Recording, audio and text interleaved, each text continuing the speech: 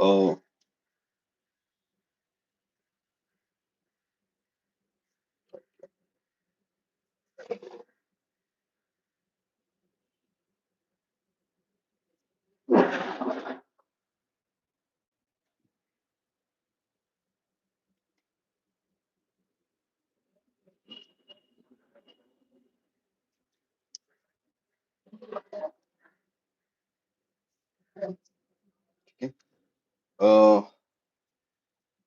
I'll just check मैं audible हूँ क्या.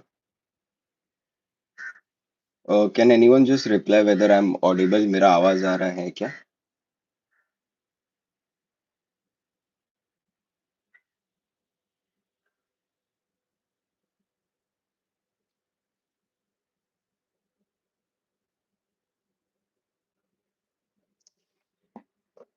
Okay, so first of all, my name is Abhishek Magdum, and this year I have secured All India rank 449 in UPSC Civil Services exam. So I'll just give you a just a second. Okay, so I'll just give you a brief background. I graduated in chemical engineering in 2018 और फिर एक second.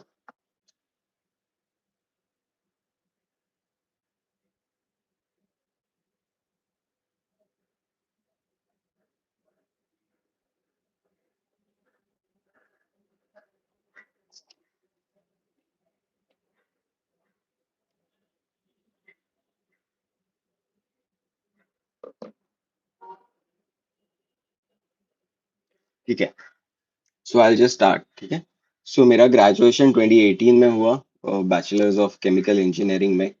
And उसके बाद मैंने civil services का preparation start किया. So this was my sixth attempt in UPSC civil services exam. इसके पहले फर्स्ट टू अटेम्प्ट्स में मेरा प्रीलिम्स क्लियर नहीं हुआ. उसके बाद थर्ड अटेम्प्ट में मेरा प्रीलिम्स क्लियर हुआ, मेरा मेंस क्लियर हुआ, बट फाइनल रिजल्ट में नाम नहीं आया. फिर आई रिमेम्बर फोर्थ अटेम्प्ट में, बिकॉज कोविड के टाइम था 2021 में, सो फाइनल रिजल्ट के बाद 5 दिन में प्रीलिम्स था.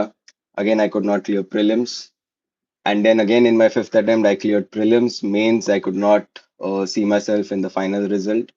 And then, by God's grace, in my sixth attempt, I could clear this exam with All India rank 449. So, this journey has been long. बहुत लंबा सफर रहा है. एंड इस जर्नी में बहुत सारे वैल्यूबल लर्निंग्स मिले हैं. एक तो है पेशेंस, बहुत सीखने को मिला. एक परसिवरेंस बहुत सीखने को मिला. फेलियर का टॉलरेंस जो शायद मेरे में पहले नहीं था, वो through this journey I have learned that ability to understand the failure and come back from it. So ये मेरा बेसिक जर्नी है. एंड बिकॉज ये जर्नी बहुत लंबा रहा है, तो I could easily help you कि कैसे नेविगेट करना है. और जो मैंने गलतियां की है, मेरा रोल यही रहेगा कि वो शायद आप वो गलतियां ना करें. सो मैं बेसिकली स्टार्ट कर देता हूँ. सो हमारे एग्जाम में 3 ब्रॉड पिलर्स हैं: प्रीलिम्स, मेंस और interview. So I start first with prelims strategy. ठीक है, सो प्रीलिम्स बेसिकली की एस्पेक्ट्स प्रीलिम्स के ये है कि हमारे जो स्टैंडर्ड सोर्सेस है, ठीक है, वो स्टैंडर्ड सोर्सेस हम सबको पता रहते हैं. एक तो है NCERTs, right. I would suggest कि हम 11th 12th के एनसीईआरटीज को फॉलो करें. ठीक है, 11th 12th एनसीईआरटीज में ज्योग्राफी के एनसीईआरटीज आर वेरी इंपॉर्टेंट. ठीक है, उसके बाद इकोनॉमिक्स के एनसीईआरटीज, माइक्रो और मैक्रो इकोनॉमिक्स, वो इम्पोर्टेंट है. ठीक है, एंड देन हिस्ट्री के एनसीईआरटीज इम्पोर्टेंट है. आई थिंक ये ब्रॉड एनसीईआरटीज फॉलो करेंगे तो एक स्ट्रॉन्ग फाउंडेशन सेट हो जाएगा. उसके बाद हमारे स्टैंडर्ड सोर्सेज है, वो फॉलो करने हैं फॉर लक्ष्मीकांत पॉलिटी के लिए. फिर modern history spectrum, ancient history Nitin Singhania.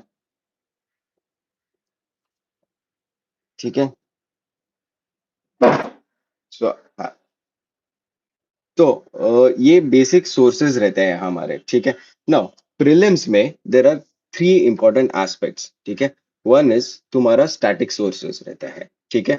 जो तुम्हारे जो स्टैंडर्ड सोर्सेज़ रहेंगे, पॉलिटी के लिए लक्ष्मीकांत, स्पेक्ट्रम, मॉडर्न हिस्ट्री के लिए, फिर उसके बाद एंशिएंट हिस्ट्री के लिए आर एस शर्मा रहेगा, फिर उसके बाद लूसेंट भी बहुत लोग रेफर करते हैं, ठीक है? आर्ट एंड कल्चर के लिए नितिन सिंघानिया के सिलेक्टेड चैप्टर्स, ठीक है? ज्योग्राफी में जीसी लियोंग एंड एनसीईआरटीज़, ठीक है?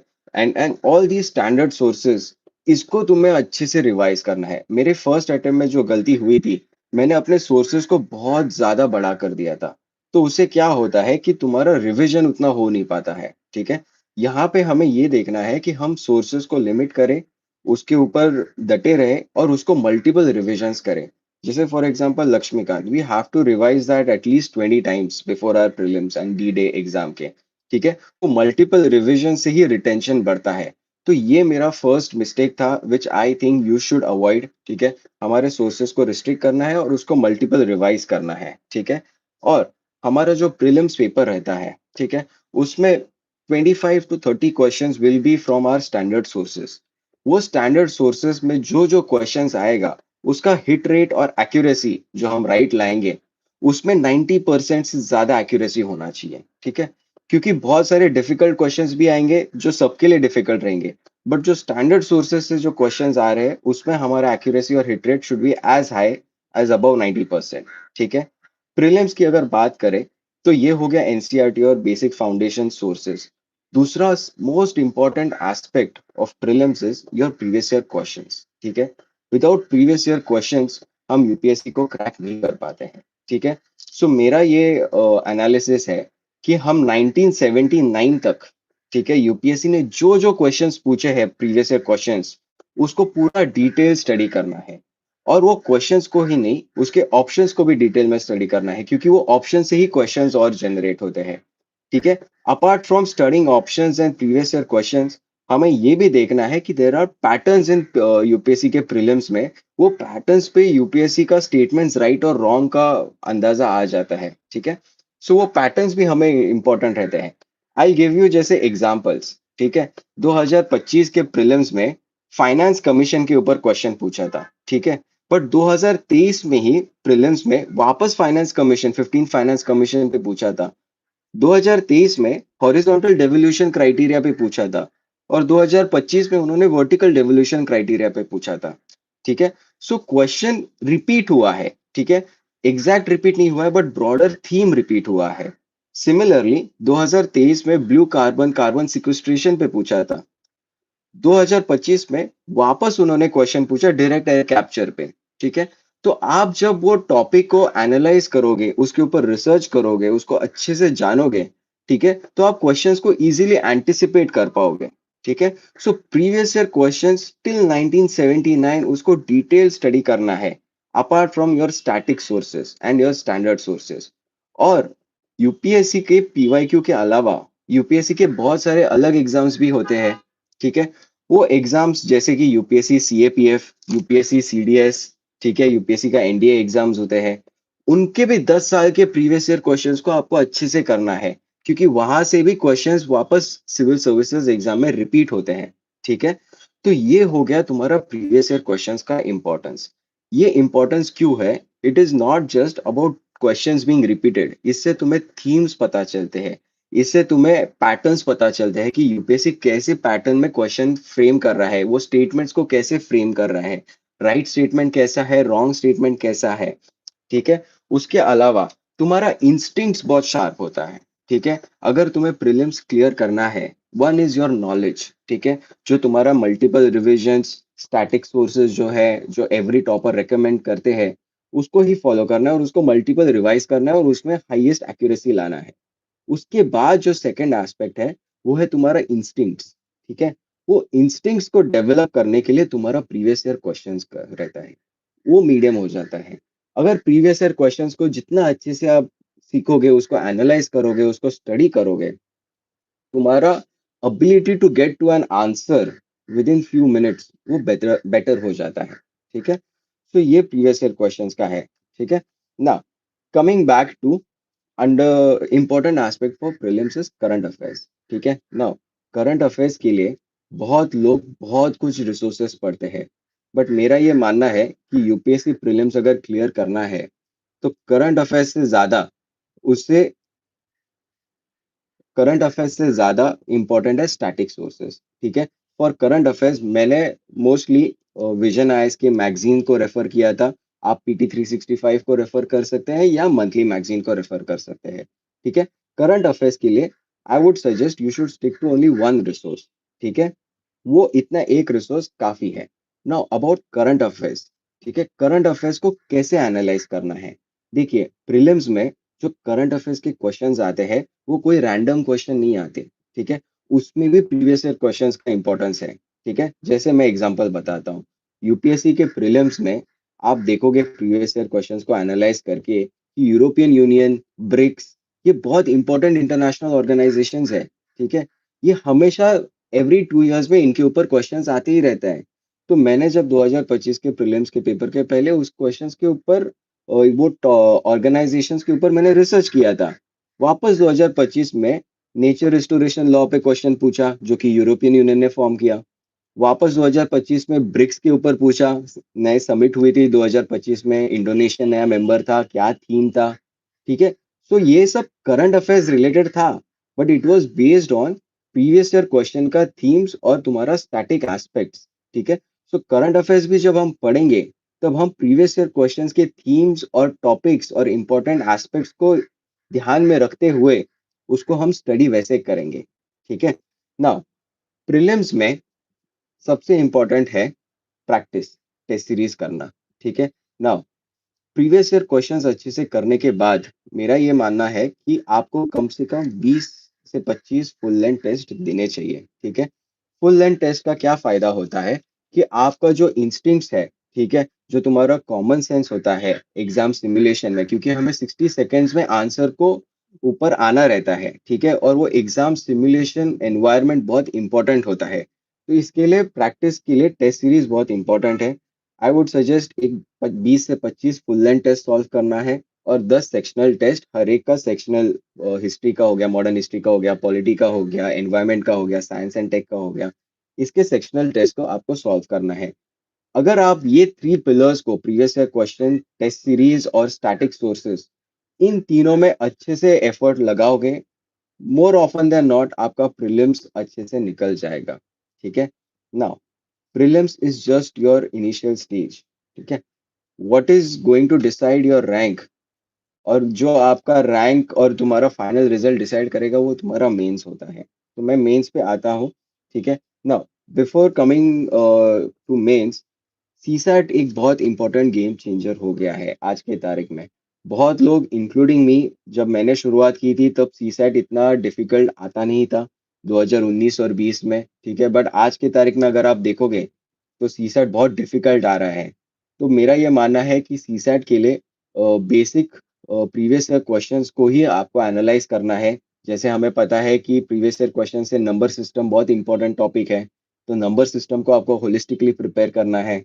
नंबर सिस्टम के अलावा परम्यूटेशन कॉम्बिनेशन इंपॉर्टेंट है, परसेंटेज इंपॉर्टेंट है, रेशियो प्रोपोर्शन इंपॉर्टेंट है, और इसके अलावा एक रीडिंग कॉम्प्रिहेंशन आरसी वो भी इंपॉर्टेंट है, ठीक है? नाउ सीसैट के वक्त आपको ये ध्यान में रखना है कि आपको एक पर्टिकुलर सब टॉपिक पे ही पूरा कॉन्फिडेंट रह के नहीं जाना है। आपको हर एक चीज को प्रिपेयर करना है, ठीक है? बहुत बार क्या होता है, बहुत लोग जो इंजीनियरिंग बैकग्राउंड से होते हैं, वो ये सोचते हैं कि मैं क्वांट पढ़ के, क्वांटिटेटिव टॉपिक्स को पढ़ के उसी से मैं सीसैट निकालूंगा और मैं रीडिंग कॉम्प्रिहेंशन को देखूंगा भी नहीं और रीजनिंग को देखूंगा भी नहीं।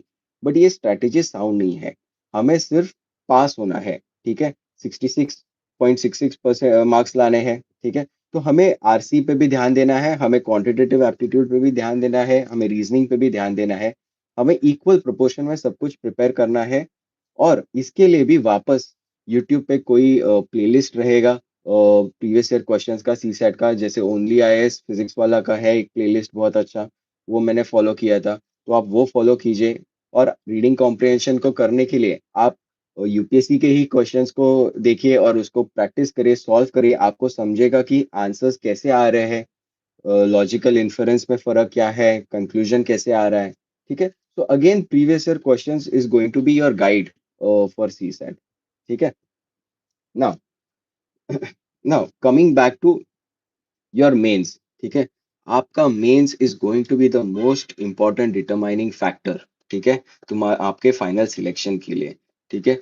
मेरा ये मानना है कि भले ही आप प्रीलिम्स में 2 या 3 अटेम्प्ट फेल हो जाए, बट आप जभी भी मेंस लिखोगे, तब आप अगर अच्छे से उसको स्कोर करेंगे और फाइनल रिजल्ट में आएँगे, तो दैट इज़ ऑलवेज़ बेटर, ठीक है? सो मेंस का प्रिपरेशन हमेशा-हमेशा आपको रेडी रहना है। आज की तारीख में आप देखोगे प्रीलिम्स और मेंस के बीच का टाइम पीरियड, जो इनिशियल 6-7 साल पहले 4 मंथ्स था, वो अभी बारली 2 मंथ्स हो गया है, ठीक है? तो मेंस का प्रिपरेशन प्रीलिम्स से पहले रेडी रहना वो बहुत इंपॉर्टेंट फैक्टर है, ठीक है? और मेंस में सबसे इंपॉर्टेंट है 3 एस्पेक्ट्स, ठीक है? पहले तो मेंस में डिटेल्ड नोट्स रहना बहुत इंपॉर्टेंट है, ठीक है? आपका सबसे पहला काम होता है कि मेंस का यूपीएससी का जो सिलेबस है, उसको अच्छे से प्रिंट आउट निकाल के उसको अच्छे से पढ़िए, ठीक है? बहुत डिटेल में वो सिलेबस मेंशन किया गया है। वो सिलेबस पे हर एक कीवर्ड पे, हर एक सब टॉपिक पे आपका नोट्स रहना बहुत इंपॉर्टेंट है। क्योंकि आप सोचिए 2 महीने का टाइम होता है प्रीलिम्स और मेंस के बीच में। अगर आपका नोट्स और कंटेंट रेडी नहीं है वो टाइम पे, तो आप मल्टीपल रिविजन्स नहीं कर पाएँगे। आप मल्टीपल रिविजन्स नहीं कर पाएँगे, तो आप उसको एग्ज़ाम एनवायरनमेंट में उसको रिप्रोड्यूस कर नहीं पाएँगे, ठीक है? सो मेंस का सबसे पहला इम्पोर्टेंट एस्पेक्ट है कि हमारे जो सिलेबस में जो डिटेल्ड टॉपिक्स और कीवर्ड्स है, उस हर एक टॉपिक पे हमें डिटेल नोट्स क्रिएट करने हैं, ठीक है? जैसे मैंने न्यूज़पेपर से भी काफ़ी कंटेंट जनरेट करा था। आप हैंड रिटन नोट्स भी कर सकते हैं या एवरनोट या वन नोट पे भी कर सकते हैं। जैसे एजुकेशन टॉपिक आ गया, ठीक है? एजुकेशन में बहुत क्या-क्या इश्यूज़ रहते हैं हमारे सिस्टम में, वो हमें पता है। कल्चर ऑफ कन्फर्मिटी है, ठीक है? हमारे इसमें एजुकेशन में होलिस्टिक लर्निंग नहीं रहता, ठीक है? जैसे न्यूज़पेपर में एक बहुत एडिटोरियल में था कि एजुकेशन सिस्टम को एग्रीमेंटेटिव इंडियन नहीं बनाना है हमें स्टूडेंट्स को, रादर आर्ग्यूमेंटेटिव इंडियन बनाना है, डिबेट्स को प्रमोट करना है, डिस्कशन को प्रमोट करना है, रोट लर्निंग को खत्म करना है, ठीक है? इंडस्ट्री एकेडमिया कोलैबोरेशन को बढ़ाना है, ठीक है? तो ये सब एस्पेक्ट्स है ना, न्यूज़पेपर रेगुलरली आप रीड करोगे, उससे जो कंटेंट मिलेगा, उससे आपका मेंस का आंसर का जो लैंग्वेज है वो बेटर होगा। आप मेंस में आंसर्स में अच्छे पॉइंट्स ऐड कर सकते हो, अच्छे डेटा फैक्ट शीट ऐड कर सकते हो, कमिटी रिकमेंडेशंस ऐड कर सकते हो। इसके लिए न्यूज़पेपर का बहुत बड़ा इम्पोर्टेंट मेंस में बहुत आ जाता है। मैंने 2 न्यूज़पेपर रेफर किए थे, एक इंडियन एक्सप्रेस और एक द हिंदू, ठीक है? मैंने इंडियन एक्सप्रेस को होलिस्टिकली कवर किया था और द हिंदू को सिलेक्टिवली पढ़ता था, जो-जो इम्पोर्टेंट एडिटोरियल आ रहे हैं उसके ऊपर ध्यान देते हुए। ठीक है? तो मेंस में पहला आपको है सिलेबस अच्छे से पढ़ना है। सिलेबस पढ़ने के बाद हमको आपको सब टॉपिक्स पे नोट्स बनाना है। अभी वो नोट्स बनाने के लिए मैं भी अपने नोट्स यूपीएससी टाइम के चैनल से माध्यम से शेयर कर दूँगा, ठीक है? बट आप टेलीग्राम पे जाके जो प्रीवियस टॉपर्स है, उन्होंने अपने हर एक चैनल में नोट्स शेयर कर दिए हैं, ठीक है? ना आपको वो नोट्स को एक रेफरेंस पॉइंट के तौर पे देखना है, कि वो कैसे नोट्स बना रहे हैं, वो नोट्स में क्या-क्या कंटेंट ऐड कर रहे हैं, कितना सारा डेटा ऐड कर रहे हैं, कितने सारे कमिटी रिकमेंडेशंस ऐड कर रहे हैं, क्या-क्या पॉइंट्स वो ऐड कर रहे हैं, किस तरह से वो एनालाइज़ कर रहे हैं, क्या-क्या फ्लो चार्ट और डायग्राम वो इनकॉर्पोरेट कर रहे हैं नोट्स में। तो जब आप टॉपर्स के ही नोट्स को पढ़ोगे और उसको एक रेफरेंस पॉइंट के तौर पे देखोगे, तो आपको समझेगा कि मुझे भी कैसे नोट्स बनाने हैं, ठीक है? तो आप वो टेलीग्राम में जाके टॉपर के नोट्स है, हर एक चैनल में उन्होंने शेयर किए हैं, उसको अच्छे से ध्यान में रखते हुए और उसको रेफरेंस पॉइंट रखते हुए आप खुद से अपने नोट्स बनाइए, ठीक है? मेंस के लिए ये सबसे इम्पोर्टेंट है। दूसरा इम्पोर्टेंट एस्पेक्ट है कि मेंस में it is called as survival of the fastest, not जो डार्विन का सर्वाइवल ऑफ फिटेस्ट बोलते हैं, यहाँ पे सर्वाइवल ऑफ फास्टेस्ट है क्योंकि मेंस में स्पीड बहुत इम्पोर्टेंट है, ठीक है? वो स्पीड कहाँ से आएगा? वो प्रैक्टिस से आएगा, ठीक है? इनिशियली आपको डेली आंसर राइटिंग प्रैक्टिस करनी है। डेली 2 या 3 क्वेश्चन आपको आंसर राइटिंग प्रैक्टिस करने हैं प्रीवियस ईयर क्वेश्चंस के। बट ग्रेजुअली बिफोर प्रीलिम्स आपको फुल लेंथ टेस्ट भी देना है। क्योंकि 3 घंटे में जो आप पेपर लिखोगे सिम्युलेटेड एनवायरनमेंट में, वो बहुत इंपॉर्टेंट है 20 क्वेश्चंस, ठीक है? क्योंकि क्या होता है 2 या 3 क्वेश्चन कभी-कभी हम लिखते हैं, उसका स्पीड हमेशा अच्छा रहेगा, बट जब 3 घंटे का पेपर लिखते हैं, तो शायद कभी-कभी स्टार्टिंग में हमारा स्पीड कम रहता है, बीच में पेस बढ़ जाता है, एंड में थोड़ा खराब हो जाता है। तो वो जो 3 आवर्स का सिम्युलेटेड एनवायरनमेंट है, वो बहुत इंपॉर्टेंट है प्रैक्टिस करने के लिए। तो मैंने हर मेंस के पहले हर जनरल स्टडीज़ के तीन तीन फुल लेंथ टेस्ट दिए हैं, ऐसे के थ्री फुल लेंथ टेस्ट दिए हैं और ऑप्शनल के भी मैं फुल लेंथ टेस्ट दे चुका हूँ। तो ये प्रैक्टिस करना फुल लेंथ टेस्ट, ये बहुत इंपॉर्टेंट है। ठीक है, प्रैक्टिस और नोट्स, ये दो की मंत्रास है आपको मेंस का स्ट्रैटेजी में अच्छे से आगे बढ़ने के लिए और टू इम्प्रूव योर मार्क्स। ठीक है ना, मेंस में थ्री इंपॉर्टेंट एस्पेक्ट्स क्या होते हैं। पहला एस्पेक्ट होता है हमें अपने क्वेश्चंस का कोर डिमांड को एड्रेस करना रहता है। ठीक है, कोई भी क्वेश्चन है उसके कोर डिमांड को हमें एड्रेस करना है। उसके अलावा हमें टॉपर की कॉपीज को रेफर करना है, वो कैसे लिखते हैं आंसर्स को, वो क्या क्या ब्राउनी पॉइंट्स और वैल्यू एडिशन करते हैं जिसकी वजह से उन्हें एक्स्ट्रा मार्क्स मिल रहे हैं।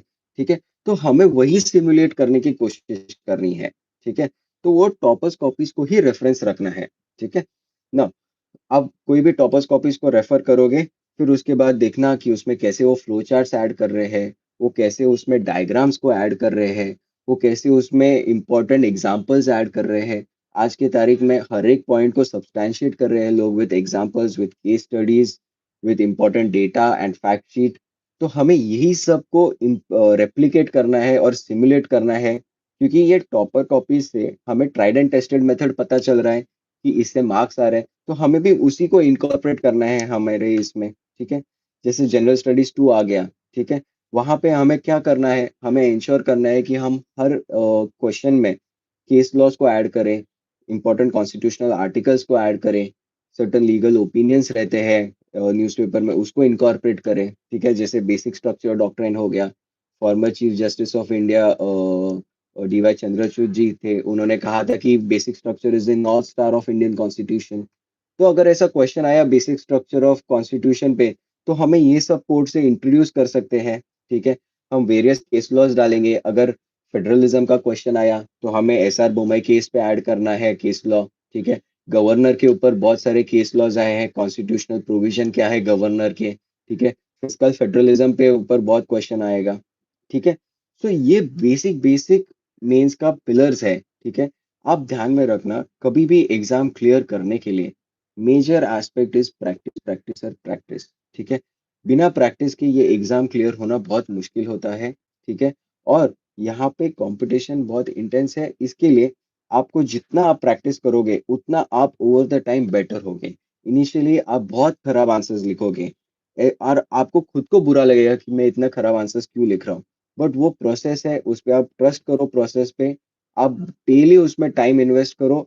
एक पॉइंट आएगा कि आप कोई भी क्वेश्चन हो कैसा भी पूछे आप इजीली उसको टैकल कर पाओगे। ठीक है ना, ये हो गया बेसिक मेंस और प्रीलिम्स और मेंस। उसके बाद मैं आता हूँ मेरा ऑप्शनल जो पॉलिटिकल साइंस है। ठीक है, मैं बहुत सारे कमेंट्स में क्वेश्चंस है, मैं उसको बाद में एड्रेस कर लूंगा। ठीक है ना, political science as an optional उसके बहुत एडवांटेजेस है। ठीक है, एक तो मेजर एडवांटेज है कि जनरल स्टडीज 2 जो दो 250 मार्क का पेपर है, उसमें बहुत क्वेश्चंस, बहुत सारा कंटेंट इंटीग्रेट हो जाता है। ठीक है, और उसमें अच्छे मार्क्स आ जाता है inherently because of political science optional background. ठीक है, तो बहुत सारा ओवरलैप है तुम्हारा जीएस सब्जेक्ट्स के साथ, international relations, polity, Indian polity and constitution. दूसरा इंपॉर्टेंट एस्पेक्ट है कि इंटरन एक तुम्हारा ऑप्शनल सेलेक्ट करते वक्त आपका इंटरेस्ट बहुत मैटर करता है, कि आपको वो ऑप्शनल में इंटरेस्ट है कि नहीं, क्योंकि बहुत बार प्रोसेस लेंदी होता है, मोनोटोनस होता है। तो आपको ऑप्शनल ही ऐसा है जो इंटरेस्ट बरकरार रखता है और आपको ड्राइविंग फैक्टर देता है कि मैं और पढ़ते रहूं। ठीक है, तो इंटरेस्ट ध्यान में रखना।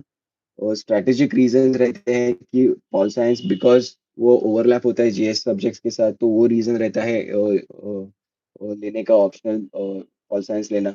ठीक है, तो आप ऑप्शनल को भी ध्यान में रखना कि कौन सा लेना है। ठीक है, एक मेजर है इंटरेस्ट और दूसरा है स्ट्रेटेजिक रीजंस। ठीक है ना, अभी सर जिन जिनका कमेंट्स है मैं वो पढ़ता हूँ। ठीक है,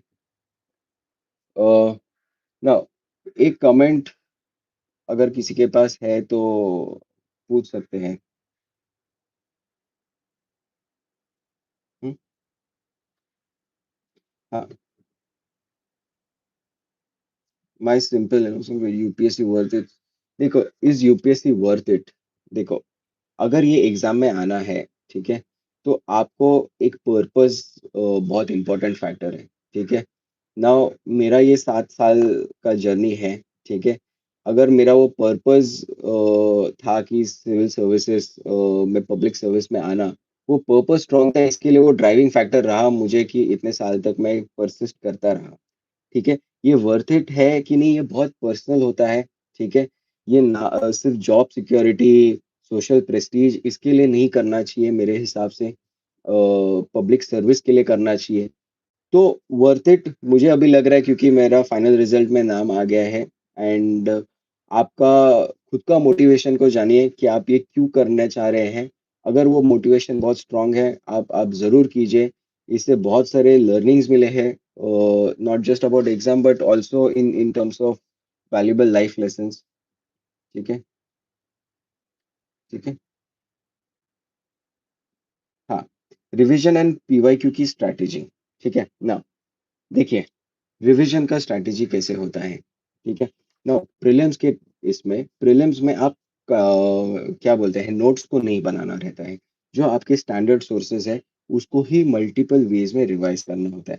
मैं कैसे करता था, मेरा ये मानना रहता था कि अनलेस एंड अंटिल मैं वो पर्टिकुलर सब्जेक्ट को खत्म ना करूँ, मुझे अच्छा फ़ील नहीं आता था।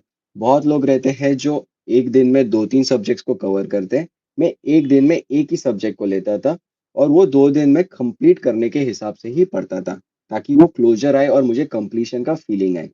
उसमें मैं जो-जो प्रीवियस ईयर क्वेश्चन्स को देख के कौन-कौन से इम्पोर्टेंट टॉपिक्स हैं, कैसे क्वेश्चन्स पूछते हैं, ये जब मैंने ध्यान में दिया, तो मुझे पता चल जाता है कि पढ़ते वक़्त कौन-सी चीज़ों पे हाइलाइट करना है, कौन-सी चीज़ें इम्पोर्टेंट हैं।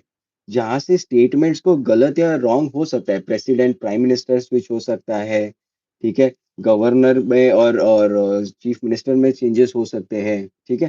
सो ये सब एस्पेक्ट्स हैं रिविज़न करते वक़्त हाइलाइट कैसे करना, वो आप प्रीवियस ईयर क्वेश्चंस देखोगे आपको समझ में आएगा कि कौन से इम्पोर्टेंट एस्पेक्ट्स हैं।